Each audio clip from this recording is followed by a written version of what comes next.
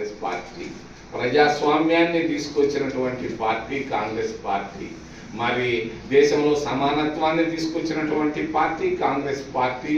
మరి అంటరానితనాన్ని తీసేసినటువంటి party Congress party. దేశంలో పత్రికా స్వాతంత్రాన్ని ఇచ్చింది కాంగ్రెస్ పార్టీ. వాళ్ళు తీసుకొచ్చిన సిద్ధాంతాలు ఎన్ని నిన్న మొన్న కొడతా ఉన్నారు, మిమ్మల్ని అనంతపూర్లో కొట్టారు. ఏంటిది? ఏం జరుగుతా ఉంది? ఇది ఇందుకొరక దేశానికి స్వతంత్రం వచ్చింది, ప్రజాస్వామ్యం వచ్చింది. కొట్టేది ఏంటి? అవును, రాస్తారు, కడుపు పడితే రాస్తారు, ఏదైనా కనబడితే అది పెడతారు, ఫోటోల్లో పెడతారు. దానికి కొడితే ఎట్టా? కన్నుల్లో కొట్టేది ఎందుకు? కొట్టేది కొట్టాల్సిన అవసరం ఏముంది? తిట్టాల్సిన అవసరం ఏముంది? ఎందుకు?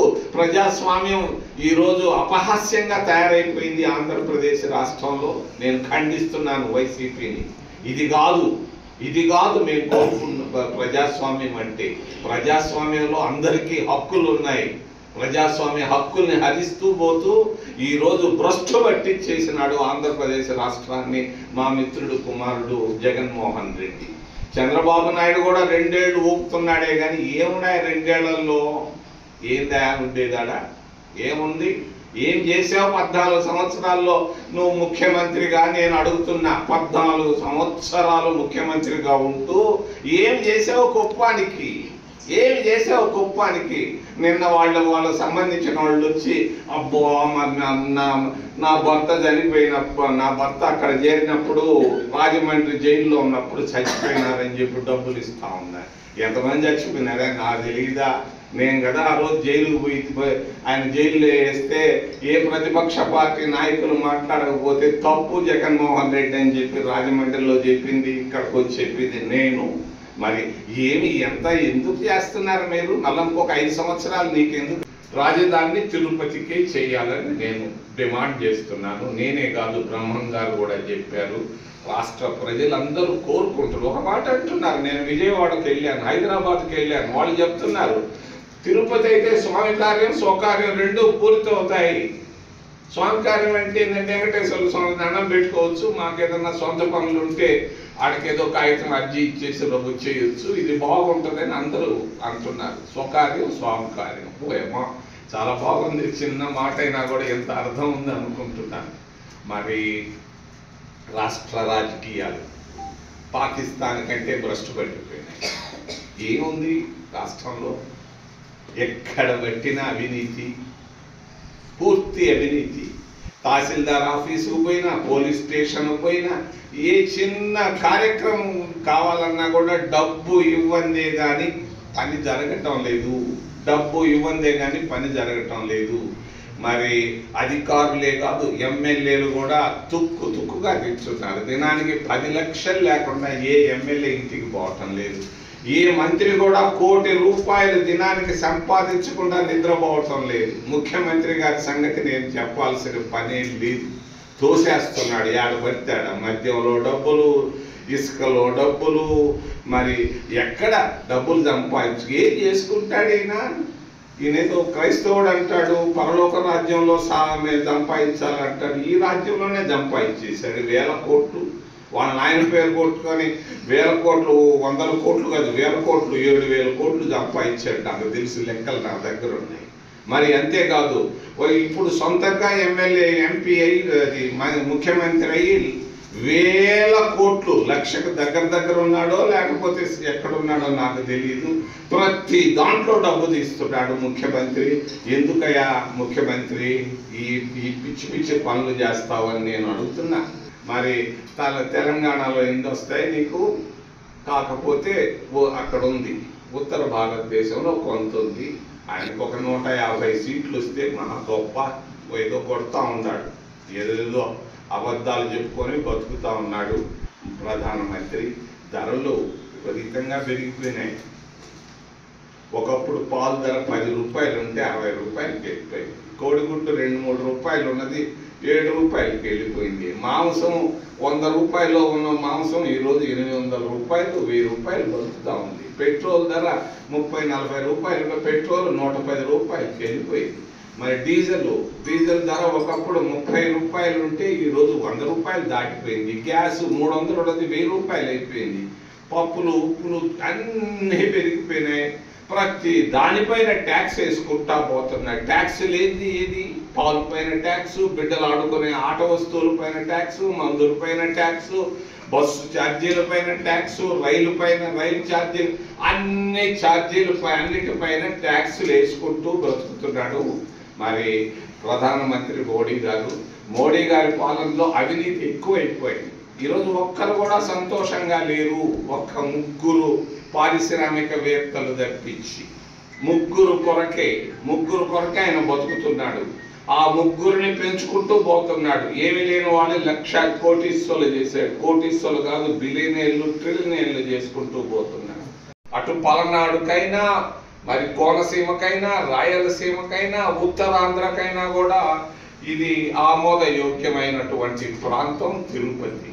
ఇక్కడ 7 జాతీయ రహదారులు ఉన్నాయి, 7 విశ్వవిద్యాలయాలు ఉన్నాయి, 100 కొద్ది హాస్పిటళ్ళు ఉన్నాయి, 100 కొద్ది కాలేజీలు ఉన్నాయి, మంచి వాతావరణం. పైపెచ్చు 1,00,000 ఎకరాల ప్రభుత్వ భూములు ఉన్నాయి. భూములు రైతుల దగ్గర నుంచి పెరుక్కోవాల్సిన పని లేదు, దబ్బించి తీసుకోవాల్సిన పని లేదు. 1,00,000 ఎకరాల ప్రభుత్వ భూములు ఏర్పేడు నుంచి రాపూర్ దాకా ఉన్నాయి. అక్కడ జూబ్లీ హిల్స్, బంజారా హిల్స్ లాగా ఇక్కడ కూడా కొండలు ఉన్నాయి. మరి ఈ పరిస్థితుల్లో తిరుపతి రాజధాని చేయడం ఆమోదయోగ్యం అందరికీ అని అందరూ అనుకుంటున్నారు. అది కూడా కాకుండా పైన నేను రాస్తున్నాను బ్రహ్మంగారు అని. బ్రహ్మంగారు 300 సంవత్సరాల నాడు ఆయన కాలజ్ఞానంలో రాసి ఉన్నాడు. ఏమని? తిరుపతిని రాజధాని నగరం అవుతుంది అని రాసి ఉన్నాడు. ఆ పరిస్థితుల్లో మరి తిరుపతి రాజధాని చెయ్యాలి, కావాలి, రావాలి అని అనుకుంటున్నారు. కానీ మీ ఎమ్మెల్యే గారు మాత్రం తిరుపతి వద్దు, రాయలసీమలో వద్దు, నేను రాయలసీమ బిడ్డని, పైకి వచ్చినటువంటి బిడ్డని, నాకు వద్దని ఆయన మరి తుళ్ళూరు తీసుకెళ్లాలనుకుంటున్నాడు. దాన్ని నేను ఖండిస్తున్నాను. అందుకొరకే ఈరోజు కుప్పానికి వచ్చాను. చంద్రబాబు ఆలోచన మార్చుకోమని నేను చెప్పేదానికే, మీ ద్వారా చెప్పేదానికే వచ్చాను. ఇది తప్పు. చంద్రబాబు రాయలసీమ ప్రయోజనాలు, వాళ్ళ కన్నీళ్లు, కష్టాలు, మరి కృషించిపోతున్నారు, ఆత్మహత్యలు చేసుకుంటున్నారు. రైతులు టమాటా పండిస్తే కిలో 1 రూపాయికి అమ్ముకుంటున్నారు. అమ్మేదానికి కూడా కొనేవాళ్ళు రావటం లేదు. ఇది రైతుల పరిస్థితి. ఏమున్నాయి మనకు? రాయలసీమకి ఏమున్నాయి? నీళ్లు, పెద్ద పెద్ద బొంతరాళ్ళు తప్పించి ఎట్లా జీవితం గడపాలి? ఏంటి ఇక్కడ చదువుకున్న విద్యావంతుల పరిస్థితి ఏంటి? నిరుద్యోగుల పరిస్థితి ఏంటి? రైతుల పరిస్థితి ఏంటి? పేదవాళ్ల పరిస్థితి, దళితుల పరిస్థితి ఏంటి? వెనుకబడిన వర్గాల పరిస్థితి ఏంటి? ఎలా బతకాలి? ప్రతిరోజు ఆత్మహత్యలు. ఎలా? ఏంటి దీనికి పరిష్కారం? ఈరోజు రాజధానిని మీ ఎమ్మెల్యే తిరుపతిలో చదువుకున్నాడు, మేమందరం తిరుపతిలోనే చదువుకున్నాం. రాయలసీమలో పుట్టిన బిడ్డ చంద్రబాబు నాయుడు రాయలసీమకు సహాయం చేయాలి కదా. ఏం చేస్తున్నాడు ఈయన? ఆడాడో ఒక పనికి వాళ్ళని ఊరు తీసుకోపోయాడు. తుళ్ళూరు అంట. తుళ్ళూరు గురించి మీకు చెప్తాను కాసేపు. ఒక శపించబడ్డ స్థలం. అక్కడ ఒక ఆయన ఉండేవాడు. ఆయన పేరు వెంకటాద్రి నాయుడు. తుళ్ళూరుకి అక్కడ నాయకుడు, రాజ్యానికి 300 సంవత్సరాల నాడు. ఆయన చెల్లెల్ని ఎవరో ఒక దళితుడు పట్టుకుంటే వాడు గొంతులన్నీ 172 మంది గొంతులు నరికేసి మరి తోరణంగా కట్టుకున్నాడు తుళ్ళూరుకి. అది తుళ్ళూరు. అందుకనే నేను దాన్ని శపించబడ్డ స్థలం అంటున్నాను. ఆ శపించబడ్డ స్థలంలో వెయ్యొద్దు చంద్రబాబు అంటే పునాది రాయి మోడీ చేత వేయించాడు. ఈ రోజు దాకా అది సక్సెస్ కాలేదు, ఫెయిల్ అయిపోయింది తుళ్ళూరు. కాదని అంటున్నారు వాళ్ళు. మరి తుళ్ళూరు తర్వాత వైజాగ్ అన్నారు. వైజాగ్ పోతే మళ్ళీ వైజాగ్ కాదు హైదరాబాదే అని అంటున్నారు. తిరిగి రాష్ట్రం తిరుగుతా ఉంది. మరి ఈ పరిస్థితుల్లో ఒకే ఒక మార్గం తిరుపతిని రాజధాని నగరం చేయమని ప్రజలందరూ కోరుకుంటున్నారు. అవసరం ఏముంది? 14 సంవత్సరాల్లో చేయలేనాడు వాడు 5 సంవత్సరాలు నువ్వేం చేస్తావయ్యా? ఏం చేసేదానికయ్యా? ఏం సాధించావయ్యా కుప్పంలో? ఏం సాధించావు? నువ్వేం చేసావు? నాకైతే కనపడటంలే. 30 సంవత్సరాల నాడు 35 సంవత్సరాలు ఎమ్మెల్యేగా ఉన్నారు అని అంటారు. 35 సంవత్సరాలు ఏం చేసినావయ్యా నువ్వు స్వామి? చిత్తూరు జిల్లాకు నువ్వేం చేశావు? చంద్రబాబు చెప్పు, ఏం చేశావు చిత్తూరు జిల్లాకి? చాలా నీళ్లు తేగలిగినావా? అదేదో ఆయన ఎవరో తెస్తే దాన్ని ఆపేశావు. ఈ పరిస్థితుల్లో చంద్రబాబు నాయుడు పూర్తిగా విఫలమైనాడు, జగన్మోహన్ రెడ్డి పూర్తిగా విఫలమైనాడు. ఈరోజు కాంగ్రెస్ పార్టీ ఒకటే ఏకైక మార్గం. మరి అందరూ అంటున్నారు నీళ్లు మీక రాళ్ళు మాక అని. గోదావరి నీళ్లు, కృష్ణా నీళ్లు, రాజధాని కూడా మీకేనా? ఏమయ్యా ఇది? ఎక్కడ ధర్మం ఉందంట, న్యాయం ఉందంట? ఇదేంటయ్యా? దొరికిన కానీ దోచుకోవడమే కానీ ఏం చేశారు మీరు? చంద్రబాబు కానీ జగన్మోహన్ రెడ్డి కానీ ఏం చేశారని నేను మరి ప్రశ్నిస్తూ, మరి మిమ్మల్ని ఏదైనా ప్రశ్నలు ఉంటే దయచేసి అడగమని మిమ్మల్ని 2 చేతులు ఎత్తి ప్రార్థిస్తున్నాను. కూడు లేక చచ్చిపోతుంటే నీకెందుకయ్యా కోట్లు? ఓ మహారాజా, ఎందుకయ్యా?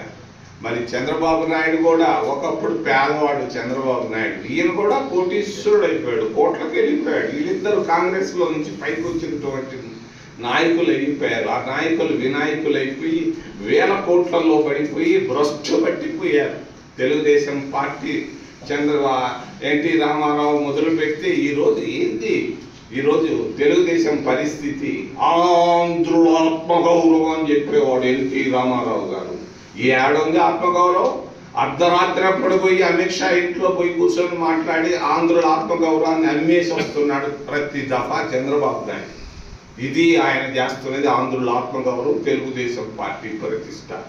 మరి దేశ పరిస్థితులు అధ్వానంగా తయారైపోయినాయి. ప్రధానమంత్రి గారు చెప్పారు 370 సీట్లు వస్తాయి. ఎందుకంటే అబద్ధాలు చెప్తాయి. ఎక్కడ వస్తాయి? మీ కర్ణాటకలో ఎవరు ఒక్కరు కూడా సంతోషంగా లేరు. ఎవరి ఇంట్లో కూడా స్కాలర్షిప్లు సరిగ్గా రావటం లేదు. 3 బిడ్డలుంటే ఒక్కరికి వస్తుంది. మరి విద్యా దీవెన అంటాడు, మరి టీవీలో అడ్వర్టైజ్మెంట్లు ఇచ్చుకుంటున్నాడు. ఒక్క ఎస్సీ కూడా ఈరోజు సంతోషంగా లేడు. మరి మైనారిటీలు కూడా సంతోషంగా లేరు. వీళ్ళందరూ కాంగ్రెస్ వైపు చూస్తున్నారు. కాంగ్రెస్ కావాలి రావాలి అంటున్నారు. ప్రభుత్వ ఉద్యోగస్తులు ఈరోజు అందరూ కక్షగా ఉన్నారు. కాంగ్రెస్కి ఓటేయాలి, మిగిలిన ప్రాంతీయ పార్టీలు ఓడగొట్టాలని. మరి ఉపాధ్యాయులు కూడా ఈరోజు ఒక్కరు వేరు. మరి ఈరోజు ఉన్నటువంటి ప్రాంతీయ పార్టీలకి అంగన్వాడీ వర్కర్లు, సర్పంచులు, విద్యావంతులు, వ్యాపారవేత్తలు ప్రతి ఒక్కరు కాంగ్రెస్ కావాలి, కాంగ్రెస్ రావాలి అని కోరుకుంటున్నారు. మరి రాష్ట్రంలో కేంద్రంలో పరిస్థితి కూడా చాలా అధ్వానంగా తయారైపోయింది. ప్రతి ధర పెరిగిపోయింది. నిరుద్యోగం విపరీతంగా పెరిగిపోయింది. కనీసం ఆయన సంవత్సరానికి 2 కోట్ల మందికి ఉద్యోగాలు ఇస్తా అన్నాడు. కనీసం 2 మంది కన్నా ఉద్యోగాలు ఇచ్చాడా నేను అడుగుతున్నాను. కుప్పంలో ప్రతిరోజు ఆ రైల్వే స్టేషన్ పోయి చూస్తే వందల మంది, వేలాది మంది రైళ్లలో తూక్కుకుంటా వెళ్తా ఉన్నారు. ఇది నిరుద్యోగ పరిస్థితి ఆంధ్రప్రదేశ్ రాష్ట్రంలో, భారతదేశంలో. మరి ఏకైక మార్గం కాంగ్రెస్ పార్టీ వల్లే ఏదైనా సాధ్యం. మీ ముందు ప్రస్తావించాలనుకుంటున్నాను. ఒకటి రాయలసీమ రాజధాని, రెండవది రాష్ట్ర రాజకీయాలు, ఓబీసీలు, ఎస్సీల పరిస్థితులు, మూడవది దేశ రాజకీయాలు, ధరలు, నిరుద్యోగం, జిఎస్టి. 70 సంవత్సరాల క్రితం మద్రాసు నుంచి ఆంధ్ర విభజన అయి వచ్చింది.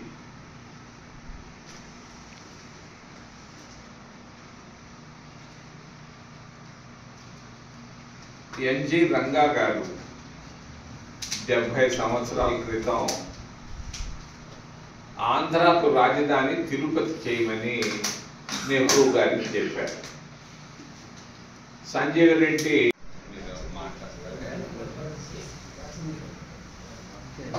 అయిపోయింది. చిరు ఇంకేం ప్రశ్నలు